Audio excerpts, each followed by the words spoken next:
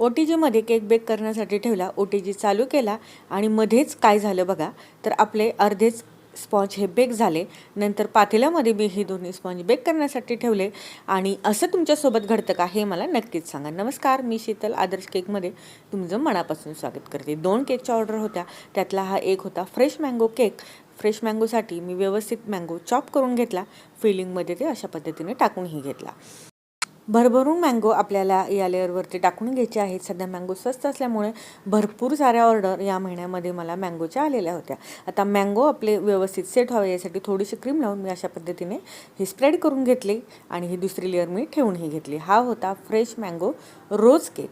तर बघा, दोन्हीही केक मी क्रम कोटिंग करून घेतले. हा होता मँगो केक, हा होता चॉकलेट ट्रफल केक. मँगो रोज केक हा बनवून झालेला आहे. हा केक बघायचा असेल तर आपल्या चॅनलवर लॉंग व्हिडिओ मी अपलोड केलेला आहे, तुम्ही बघू शकता. केक आवडला असेल तर एक लाईक जरूर करा. चला भेटूया नेक्स्ट व्हिडिओमध्ये. चलो बाय.